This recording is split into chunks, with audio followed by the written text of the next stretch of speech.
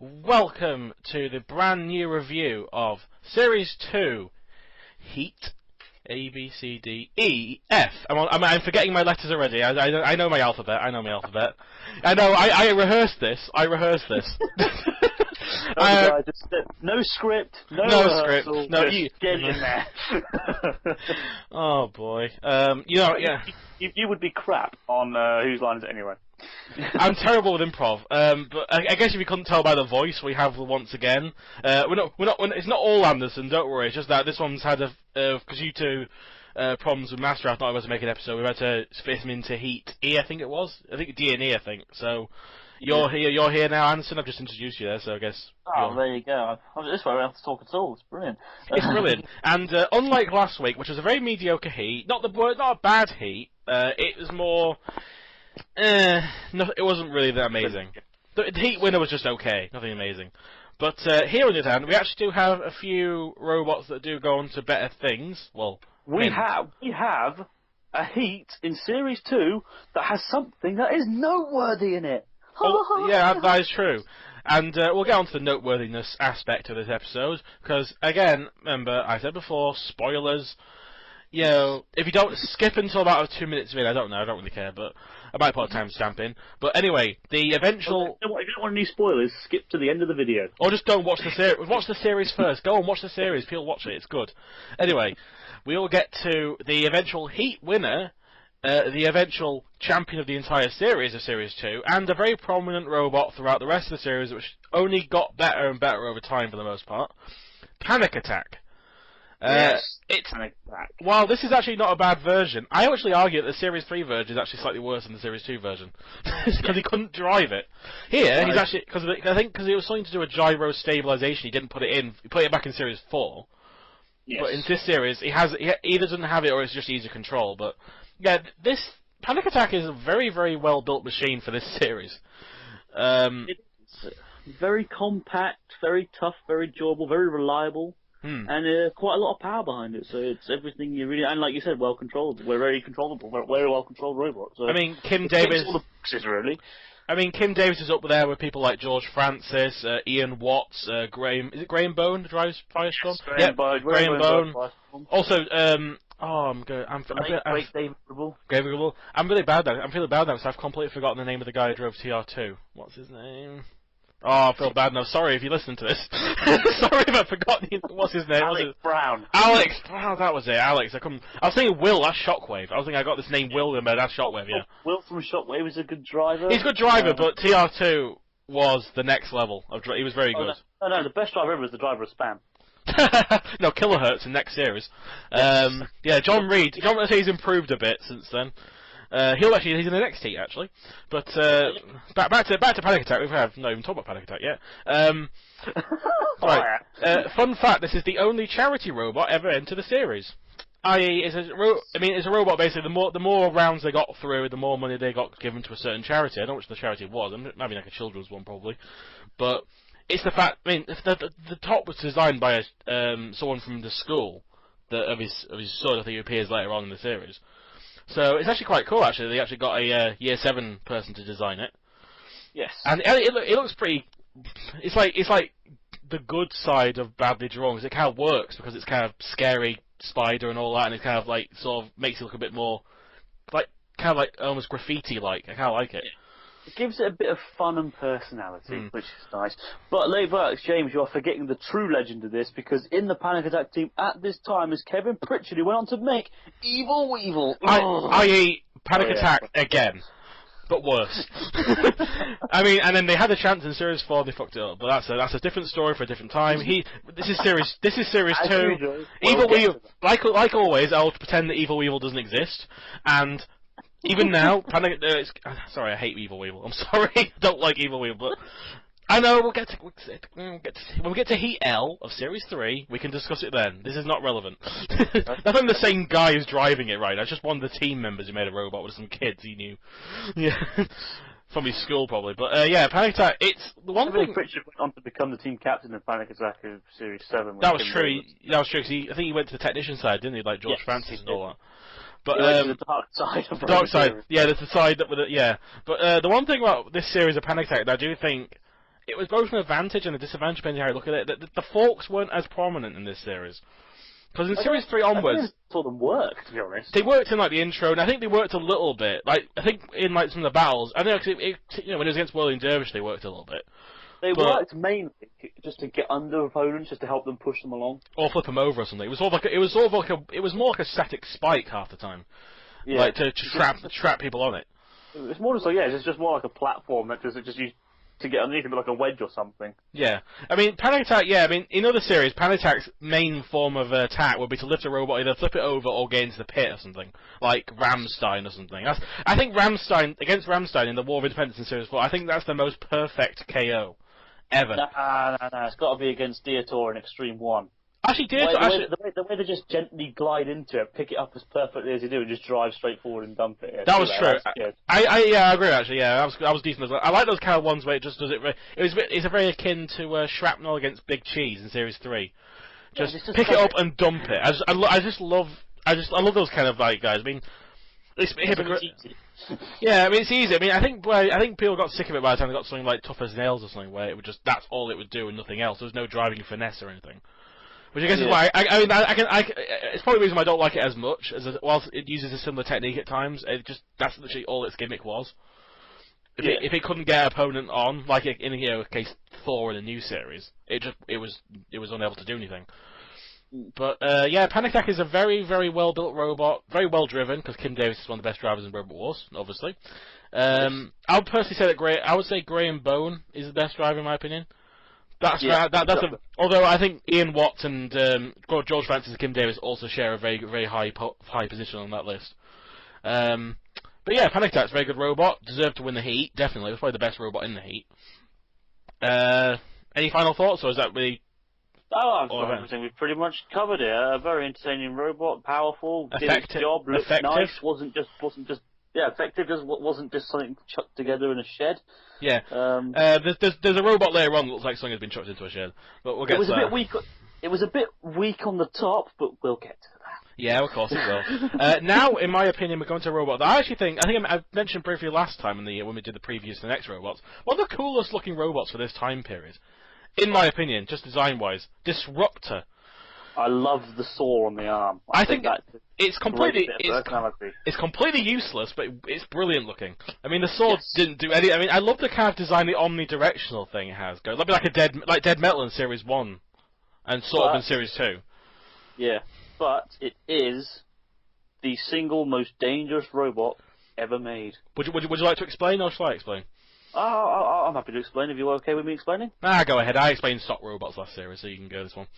Yes. Basically, for those of you who don't know, there are things called safety or removable links. Basically, they're like a little plug which you plug into your robot, and that means that the robot has power. You pull that out, there's no power to the robot, there's nothing it can do. Disruptor is the only robot I can think of off the top of my head which did not have one of these built into it, which basically means that the robot was on full stop. So, for example, they could be tinkering on the inside, accidentally touch the wrong wire, and cause the saw arm to go up and slap further. That sounds. I wish that that'd be amazing. I mean, I'm surprised I'm surprised Disruptor wasn't the reason that Rex Garrett quit. To be honest with you. Yeah. I mean, well, Rex Garrett, saw that and was like, "Nah, mate, that's daft." And because of that, I think he was the main person who made it so it had to be a thing. Because I think it was Series 3 where it actually became a rule. You had to have one. Yeah, that's right. Actually, Disruptor is one of those robots that it looks good, but it's pretty ineffectual for the most part. I mean, it's got power. I mean, I think the Trials is the only time it ever really did outstanding in anything. The only thing I really like about it as well is that it's quite a difficult shape to get a hold of. You say that, and Panic Attack, pit. Well, yeah, I mean, like, actual get a hold of, with, like, an axe would struggle hitting it, or, or Dead Metal's claws would struggle getting around it, probably, but... I mean, that triangle... It's got bigger... I mean, that triangle shape is quite unique. I mean, like, there are robots, like, that have failed to do triangles in the past. I mean, like, Tut's Revenge or something, which is just a pyramid. This thing, it's sort of like a cross between like a wedge and a pyramid at the same time. It's got a little gap in the middle for the saw, obviously. It's just a sleek-looking robot. The only problem I have with it is just it's really disappointing. That's the thing. I mean, it got lucky in its battle to get to the heat final. Because I know I know who I'd rather have seen in the heat final. That's okay. You go ahead now. So, someone actually saw the intro to Robot Wars, and you know the little saw arm which came down to show what happened in the previous heats? Yeah. Someone saw that and thought, I want that on my robot. Yeah. Basically, it's it's an original design, it looks pretty unique, but unfortunately unique does not always mean effective. And That's true. Exactly what is true here. And actually, you know, it's like... These guys actually... Sorry. I mean, this robot actually shares a little similarity with Ron, a robot later on, that rhymes, that actually has a robot that appeared in Series 3 and didn't appear again. They had Excalibur in Series 3, which looks nothing like Disruptor, which actually, I like those teams that do that, occasionally just go for something completely different. Like Crusher to from Warthog or something. Yes, I will admit I did like the look of Excalibur, and they were highly unlucky, I felt. That bloody axe actually got through the armor of Centurion. It was actually a really good axe. It just I think it was suffering from issues. If it was anything, it seems like interference. It doesn't seem to be moving very smoothly the entire time. There were a lot of radio reception difficulties in Series 3. I think that was a kill. I mean, I can name at least 3. I mean, Undertaker suffered from it, Smitty suffered from it, Mr. Punch suffered from it, Hammertron suffered from it. I think even Vector suffered from it, maybe, because it didn't move very much. Loads of robots loads of robots just spun around. I mean, Undertaker, by its battle with Panzer, it was just literally spinning in a massive circle and not doing anything. That was literally it. Yeah, and Mr. Punch just kept firing its weapon randomly and spinning in circles. Yes. I mean, it wasn't a good robot anyway, but... Tokyo in Series 1 sped off. Yeah, that thing was terrible, even if it was working. Yes.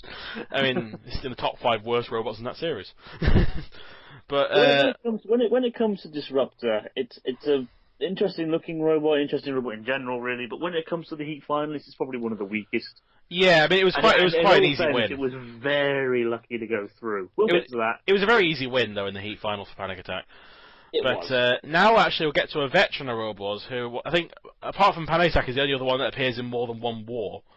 It is Corporal Punishment. This was Vector of Armageddon, i.e. La Machine ripoff, from the Featherweight battle that did the stupid thing of deciding to go on the ramp with no ground clearance. Yes. I mean, letting bugs go through, which I know is probably another reason why I might be a bit annoyed by this robot in a way. But I know we'll not. Hopefully this will be the last time we mention bugs. Don't worry. But Corporal Punishment. This is probably the best. Bugs. There you go. I mean, Adam Clark has made a lot of robots. He's one of those robot people who's made. I think he's probably made the most different robots out of any robot here. He has. I mean, he's made apart from probably Series 4 and 4. He wasn't in Series 4. He failed to qualify for Series 4 with World War. Even then, he had a different robot, and also he technically entered a different robot into Series 3, but he also failed to qualify with it. But yet his old machine managed to qualify. Oddly enough. I mean, I mean, he's made, as far as I know, he's made Vector Armageddon, 2 versions of Corporal Punishment, Wowat, 259, the middleweight 259, Armadillo. I think he's made also 259H, which stood for 259 horizontal, which is basically into Series 7. He also made, I think it was called Twister for Series 4, but failed to qualify. It might have been. It's not Series 5's Twister. That was the Berserk team. No. A different Twister for Series 4. Yeah. But he failed to qualify, and he also attempted to make a robot called Bone. Oh, Bone! Actually, that would be really cool. Actually, I'll get a picture of that. It's like a kind of bar spinner, but vertical. With 3 bars. It's a vertical bar spin. It looks very similar to like if someone took carbide, took the top of it, and kind of just spit it. Yeah, almost akin to something like if someone could get a battle box or something. But it's the sad thing about Adam Clark is he's made so many robots, but he hasn't had that much success from the wars relatively. I mean, most of the time he's gone out in the first round. I mean, 259 and Corporal Punishment are his only robots that got past the first round. Yeah. And I'm going to say this now, right? This is going to sound a bit weird, but just hear me out. He can't make a robot and get the front of it right, if that makes any sense. So, for example, Vector of Armageddon, the front of it beats it on the ramp. Yeah. The prongs jabbed into the floor and stopped it from moving forward. Series 3, the scoop just lifts upwards. The scoop just lifts whenever it comes into contact with anything. Wowat was probably the most effective front robot he had, of all the robots he'd made, to be honest. 259, too much exposed space. Yeah, so 259, and it was too fragile. Yeah. I mean... The front of his robot, good.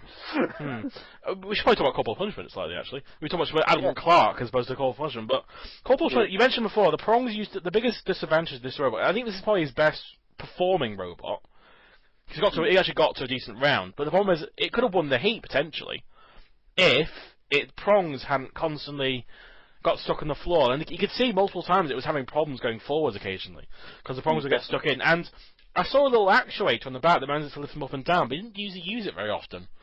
I think the reason why that was because he wanted that was obviously just to get it like underneath, but he kept failing to get underneath for some reason. I don't know. It would have worked better if he put like a plate of metal over them. Yeah, I mean, Corporal Punishment is probably and it would have also helped him get underneath a bit easier. That's all I'm saying. Yeah, I mean, Corporal Punishment, until the battles, was the best performing robot in the heat. I mean, he got very lucky in the battle. We'll get to that later, but that's our catchphrase. Yeah. But Corporal Punishment, I think he would have benefited from having a solid scoop, but not the one he had in Series 3, because the Series 3 version didn't really live for anything.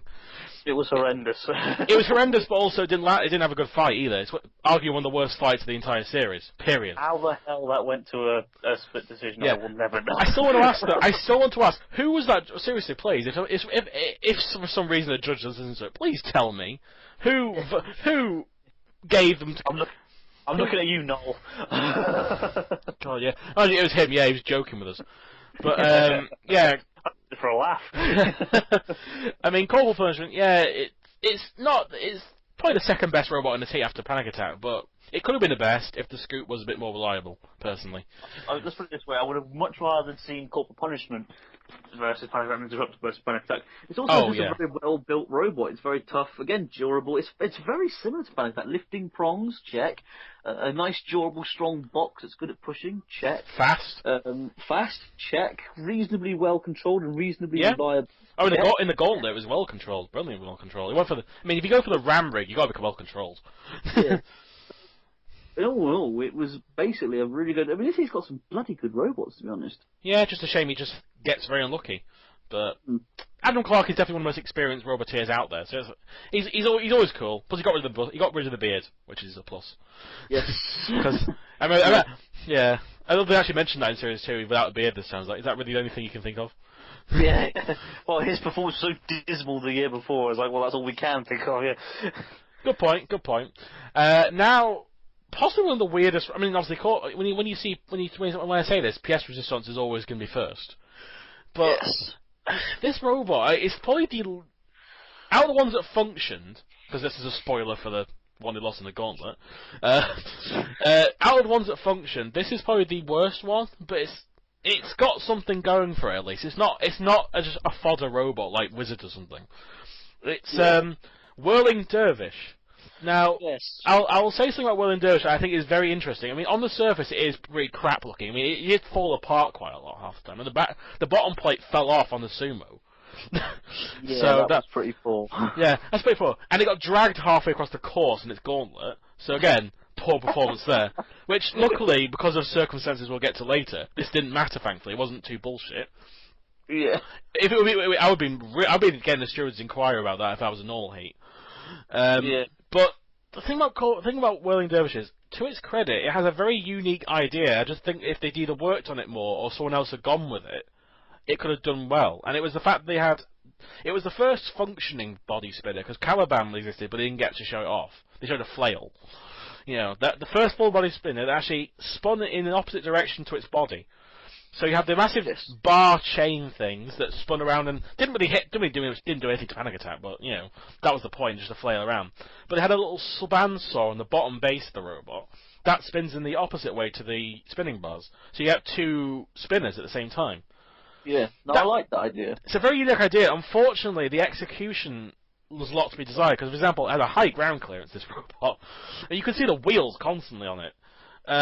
It wasn't slow, but it wasn't fast. The spinner, I think, spun at a decent speed. It just didn't have enough weaponry on it or enough force behind it.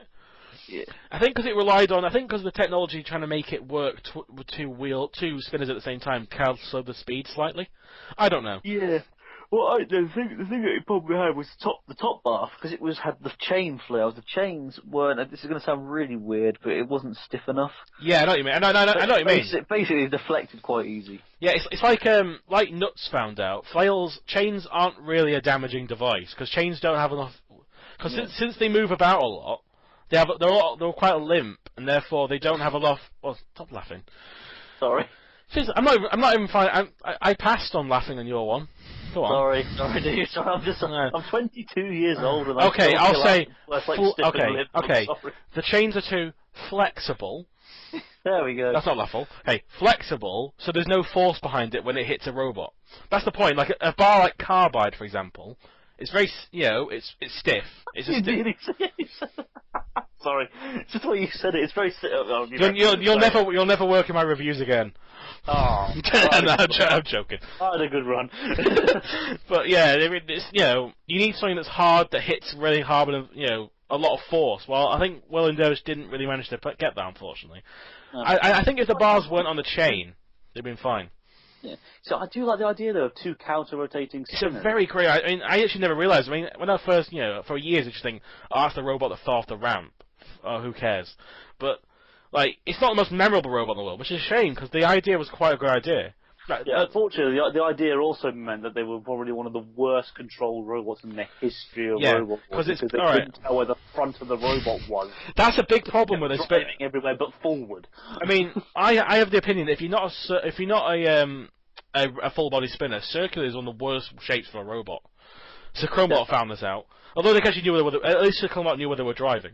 They never actually once drove into a pit or anything, but yeah, well, in Dervish, we'll get into the why it has major problems later, but yeah, it needed work, but it was a good idea, and I shame it never came back again.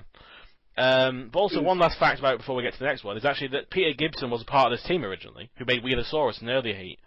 He was, but he's actually still listed in the credits. But I think he used his reserve. He decided to become a reserve robot, making his own robot instead. Yes. So I guess what he's planning, maybe he thought like, oh, I'll make a robot. If he doesn't get in, I'll just go back to Will and Dervish or something. Fair enough. Yeah. But that's fair enough. But yeah, Will and Dervish, good idea. Just the execution could have been worked on a bit better.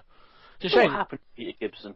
I don't know. I hope he's still alive. Actually, I really hope he is. I hope he's still alive. Because he's one of my favourite characters in Robot Wars. He really is. I mean, a lot of people forget about him because people remember like, Plunder Boys, Chromebot Crew, Dietor. I like that guy, even though he's not like as silly. What? Did you say sorry? No.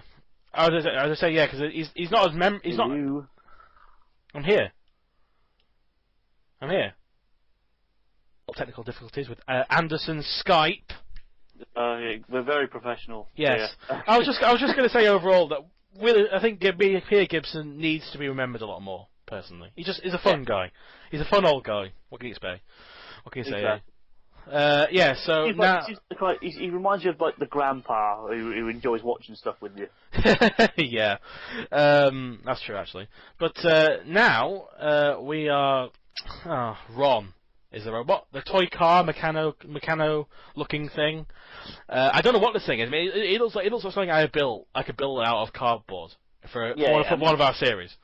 Yeah, because I'm a current primary robots producer. James is a former primary robots producer. Yep. And when I look at a cardboard model and say that's got more artistic design behind it and more originality behind it than Ron, an actual machine from the show, in trouble.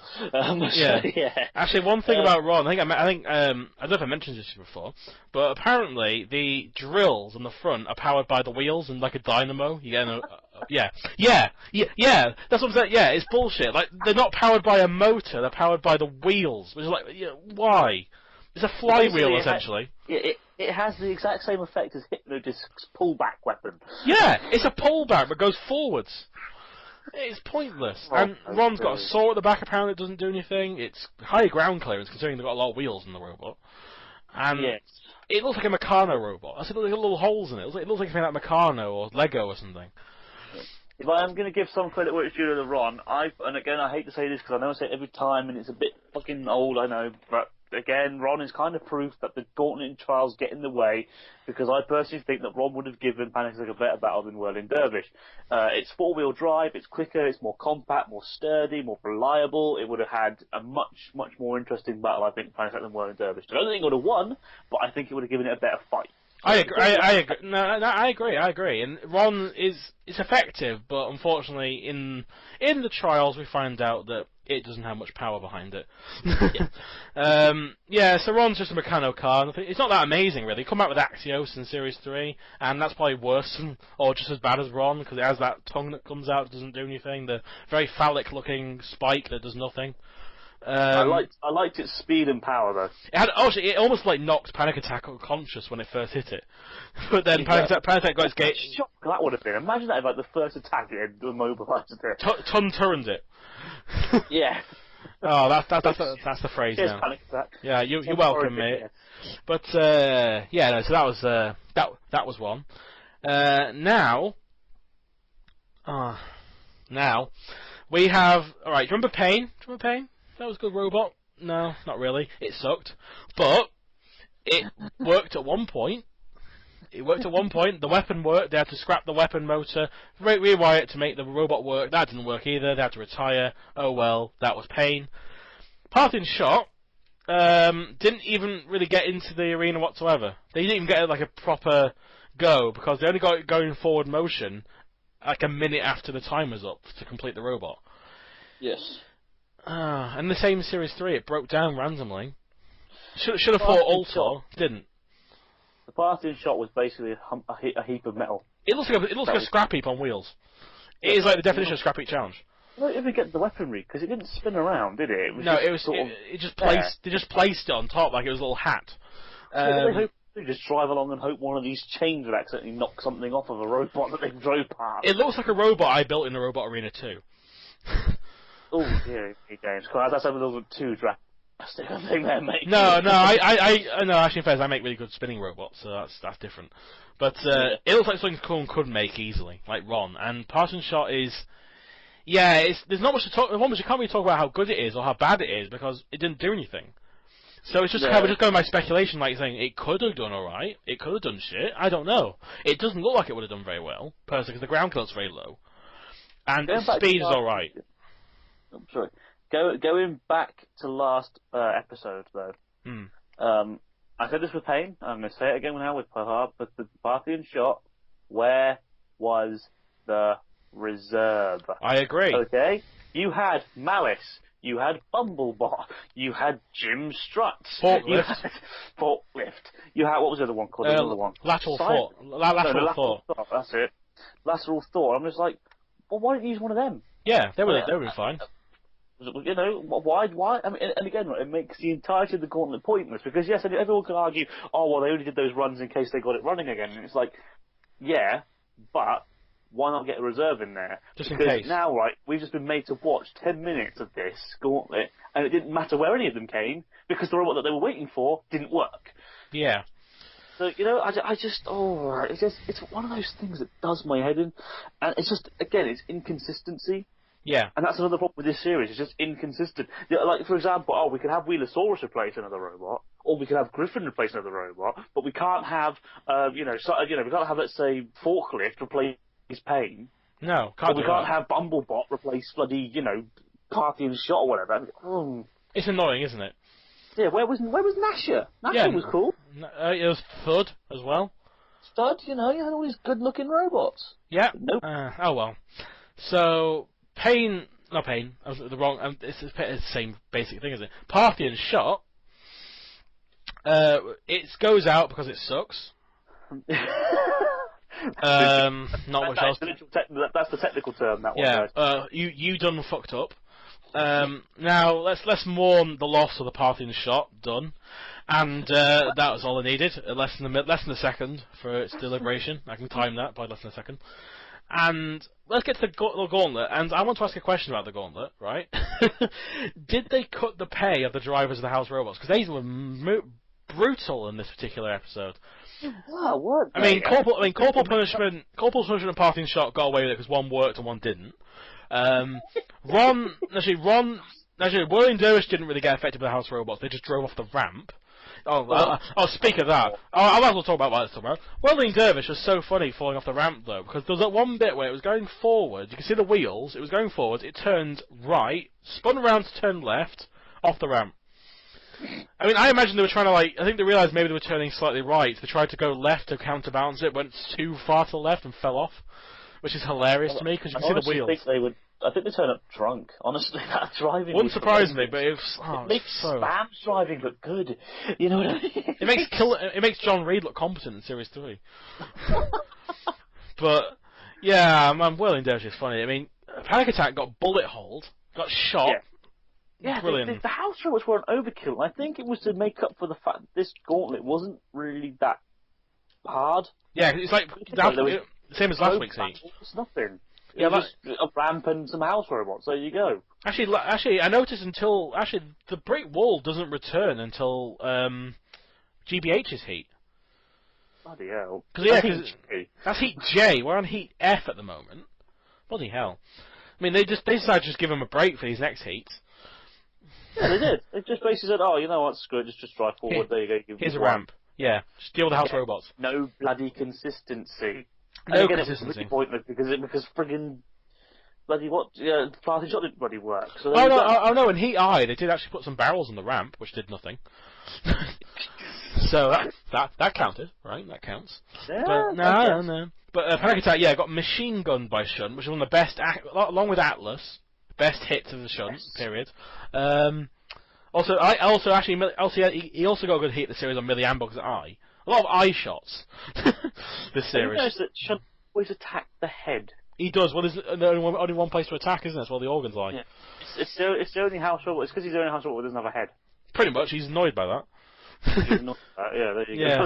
Let's see. What else? Yeah. Oh yeah, Ron sort of did a similar thing to Panic Attack. They didn't sort of jump off like the Dukes of Hazzard. They sort of jumped over dead metal, managed to climb over them, and then the battery or the interference or something stopped them from working anymore. So they could have completed it if they had. They're only like 70 centimeters away from the finish line. I mean, getting 11 meters in the gauntlet is an achievement. Yeah, that was pretty devastating. I would be quite devastated. I was like, you were nearly there, but you didn't do it. Usually getting past 10 is enough. The thing is, they would only have to drive an inch forward and they would have done it. I think the battery was running. They couldn't really do anything with the battery, I guess. Because it was fidgeting by the end of it, like it always does. Yeah. And then, Disruptor. Oh, I felt sorry for Disruptor. I mean, they just kind of slowly went up to the ramp. I can't remember which house. I think it was Shunt who moved it, I think. Also Kill a Lot, one of them. He moved it so it was facing diagonally, and then they just got beached. Because I think they were climbing the ramp as it got moved, so they just beached on the end between the ram rig and the wall. They just kind of, in vain, moved a little arm round, trying to get some leeway, and then Kill a Lot came and lifted them up. I was like, oh. What kind of scares me, though, is the fact that because it only made like 5.5 meters or something, there was a very strong chance that if the Parthian shot had worked, they would have gone through. Maybe. I mean, they got stuck on the ramp because of the shenanigans going on with it. But yeah, but I think they would have noticed that. I think they would have been like, right. Even they weren't stupid enough to turn around and say, right, okay, everyone's gone for that ramp, let's go for it as well. No, we'll go down the road where there's the pits and there's no house robots at the moment. To its fair, Parthian shot couldn't go. It only had forward drive, I think, by the end. So yeah, I don't know. We're screwed. Especially in the next round. But yeah, so there's not much else to say. I mean, that's basically what happens in the gauntlet. I mean, varying degrees of success, 100% ramp failure. Yes. Everyone who attempted the ramp failed it. That's the thing. Pretty much, yeah. I mean, Panic Attack were wrong with the closest. And the one robot that actually won the gauntlet went for the rope that usually is considered the hardest, the ram rig. Of course. I mean, hell, if Razor can get through it, because praise Almighty God, Razor, don't kill me, fanboys. then corporal punishment is well driven, apparently. You alright? Sorry, that was quite funny. Okay, fair enough. As I said, we've already mourned Parthian shot. No need to do it again, because me talking over it is longer than me actually mourning it. So we'll get to the trials, which is the sumo. I like the sumo. One of my favourite events, personally, because if it's done well, like Series 4... Like this heat. Like Series 4, Series 4, yes. It can be good. And some parts of Series 1 was okay. But, Corporal Punishment and Panic Attack managed to win by the same way. Having a good tussle with Shunt, and then Shunt just fucking off and deciding to back off. Disruptor managed to... Disruptor managed to upend Shunt, so its wheels weren't touching the ground, and just stood there. Which is, hey, it worked, so I can't complain. Whirling Dervish, to its credit, for a robot that couldn't go up a ramp, managed to last 22 seconds on the sumo ring. Just flailing around, hoping something will hit something. And then, ironically, Ron. The four-wheel drive powerhouse, apparently, whose team, like Tender Caress, decided to do fuck all before the battle, just put some stickers on the robot, saying, "Oh, we've got four-wheel drive, we've got enough power." You see it fidgeting here, and yeah, I mean, you can see my footage right here. There's Ron, there goes Shunt, and bye, Ron. But bye. I'm talking to an invisible video right now, but it'll be a video on the thing. Yeah, I just timed that 6 seconds there, so that's gone. 6 seconds, ladies and gentlemen, just to put that in perspective, that's Danton Kia versus Gravity in Series 7. Also, in terms of this series, Shumi, in the previous heat, who ran off the ramp after getting stuck on the edge. Hello? Hello, you right? Sorry about that. Again, for some reason, Skype does not want us to listen to this. I think because it's raining near me and I've got crap internet, so what do you expect? Probably my fault. But, as I was saying... North, isn't it? No, what it is, right, is it's a good heat, and of course, we can't have that. We cannot have a talk about a good heat. I mean, that would just be too fun. Oh, God, no. Anyway, as I was saying before, Shumi, who got trapped by 2 house robots and drove off the edge, lasted 9 seconds. 3 seconds longer than Ron, and they drove around for a bit and then fell off. Ron got pushed off instantly. It's pathetically brilliant. Pathetically, but it's ridiculous. But yeah, Ron, you lasted well. Good luck with Axios next year. Hope you don't face the champion. Oh wait, you did. Never mind. Come back. Actually, I'll tell you what, this is going to sound really stupid, but I've just realised that they were in the same heat as Panic Attack twice in a row. Yeah, obviously, yeah. Hey, I'm so stupid. I literally just clicked in my head. It's not as bad as Dundee versus Cassius 2, but yes, that's got to be the most cosmic connection ever. Oh yeah. Or unfortunate. I mean, it's all like yeah. Mousetrap versus Evil Weevil. Oh, definitely. Oh, of course, yeah. Although one actually improved at least. Yes. But the battles actually were. One was a decent battle, one was okay, and the final was just, it was okay. But first battle, we have Whirling Dervish against Panic Attack. Yes. Do you want to describe briefly what this heat is? What happened to this battle? Because it's quite brief. Yeah. Basically, the two came together. Panic Attack got underneath it, lifted it up, and hold it over. There you go. That was the battle. Yeah. Dead Metal tried to cut Whirling Dervish without actually using the saw, which is quite funny. Sergeant Bash got destroyed somehow. I don't know how, because it just cuts to Panic Attack, beating up on Sergeant Bash somehow. And the saw came off. That's actually the only time I've ever seen Sergeant Bash's saw actually come off as opposed to just break multiple times. Actually, the whole mechanism fall out. And he gets mutilated this series. His entire flamethrower falls off, and now his entire saw's fallen out. Man, it's like Matilda losing her flywheel. Or a chainsaw, which never happened. The chain just fell off at worst. Yeah. But, I mean, there's not much else to the heat, really. There's not much else to this battle. I mean, the thing about this battle was the fact that Panic Attack showed how good it was. Its forks didn't really, again, not as much lift, more about getting onto the robots and either pushing them somewhere or into the pit or flipping them over, and they flipped them over quite well. Whirling Dervish showed off his little spinny device. It didn't work, obviously, as well as we said before, but at least it tried. I give it. I mean, this match is actually battle. Sorry, is quite good. It's just basically the fact that there's no crap. It's just a clean win from a good robot, and it's one of the very few. But I think it's the first official proper win from another robot in this series so far. If that makes any sense. Actually, like, get to the PP's head and it's over. Actually, Killertron against Technophobic. Oh yeah, actually that's a good point. Yeah. Apart from that, though, I can't honestly think of one. Yeah, it's fair enough. It's one of the few ones in this series that's actually legitimate.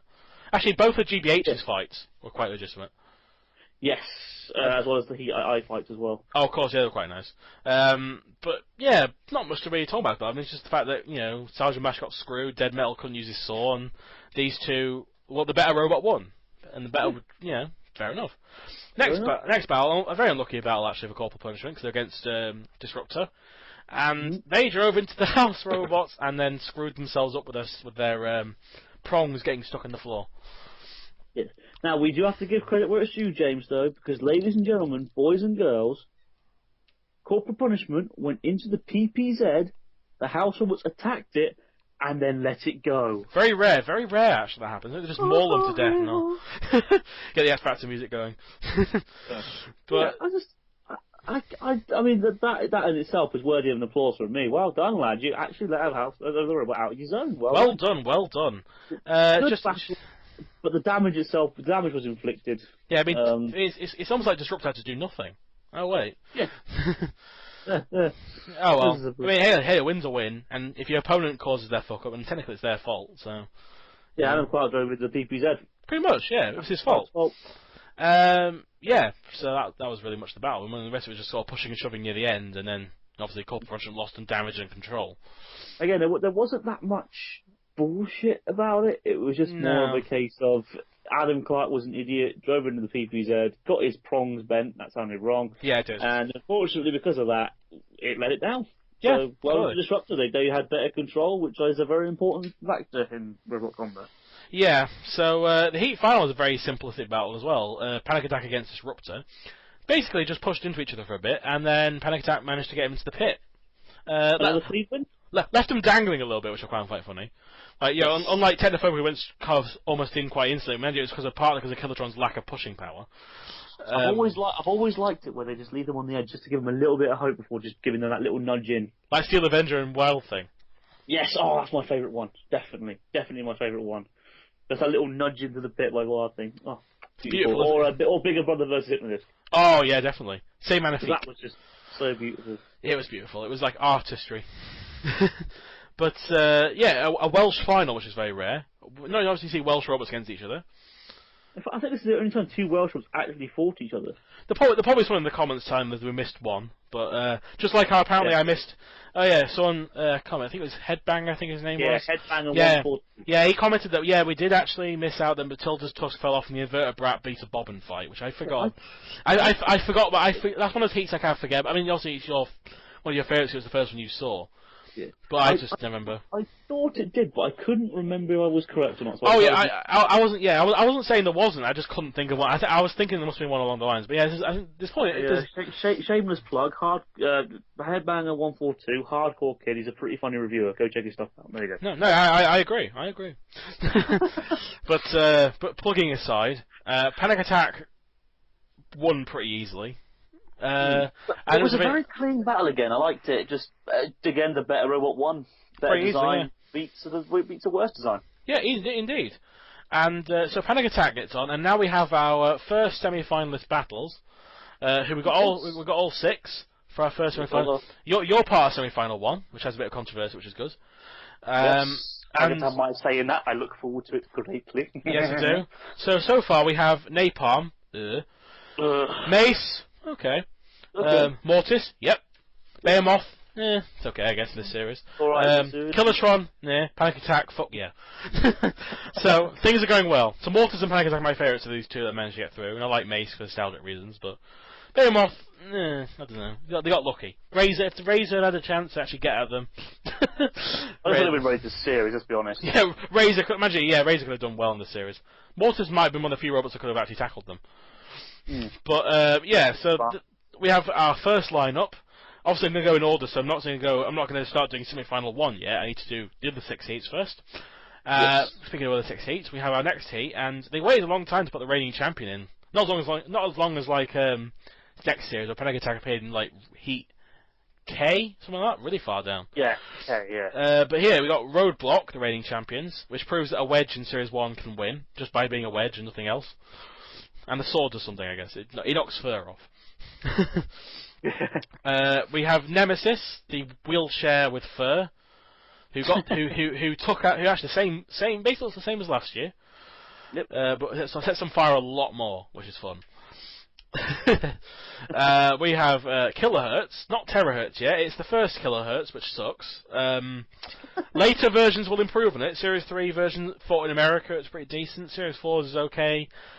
And then Terahertz in Series 5 onwards. Terahertz is brilliant in the new Robot World series, and I really hope they come back. Yes. I haven't seen them on that list of the thing, but it's not complete yet, but we never know. Same with Thor, actually. Thor's not on that list either, but hopefully they do come back. Oh, he comes back. And then we have Onslaught, a very forgotten robot, unfortunately, which I feel a bit sad for. It's one of those robots I quite like, but it just never really did that well. Hell, I had to retire from Series 4 because of breaking down. But at least got to appear in the Southern Annihilator and got to the final after Razor. Yes. It was that series that also made them realise bring a self-writer. I would have bought that by Series 3 personally. But Series 4 is apparently the time they needed to bring one. Yeah, and they suffer from a lot of car steering, and they have Kapow now, which didn't make it into the new series, but hopefully they've entered again. And I hope to get to see him in the main competition this time, because it looks quite a nice flipper on Kapow. It's quite a nice looking robot, in my opinion.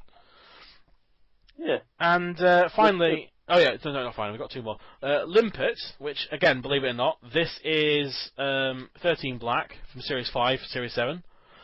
You won't believe it by looking at this wedge with tracks that fall off, but yeah, this is Limpet with a saw on it, which spot the saw competition.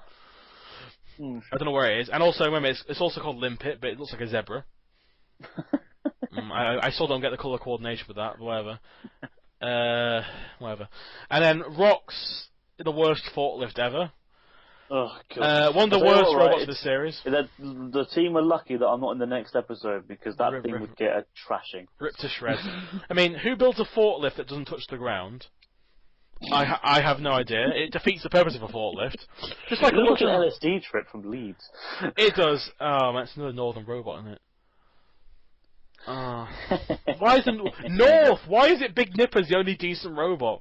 Why? Hey, Midlands. The best robot I've got is Dreadnought or Shredder. Shredder's okay. It's better than fucking Megahertz or Limpet or PS Resistance or Shumi or Colossus. Actually, the only decent robot I think apart from Big Nipper is that's from Leeds as well. Is Cedric Slammer. That was a decent robot. Tried it. Oh. Stop trying to ruin the North for me. I already hate it enough. But yeah, Rock's LSD paint job with a crappy forklift. Good description. That's pretty much it. Yeah. So Sam will be joining me for the next one. We'll get a break from Anderson for a change. But no offense, 3 heats in a row of Anderson. You lucky bastards! You finally rid of me. If you hate Anderson, you've got a surprise coming at least next. If you like Anderson, you might have to wait until Heat I for his favorite. Yeah, Heat I is his next one. So that's Kim Buxton. Yeah. I look forward to that. That's my favourite Heat. All right then. So I'm Jimjamatic. I am signing off. I am Anderson9132. I give this Heat an 8 out of 10, for those who are wondering. Oh, of course, yes, I forgot about this, yes. 8 out of 10. Sorry, I forgot to ask you. Sorry. That's fine, don't worry. yeah, 8 out of 10. Would have been better if they had a reserve. Yeah, definitely. Sorry, that's literally the only difference I can really say there. So well, folks, see you on the next one whenever I get around to making it. See you later then, mate. See you later, man. Take care.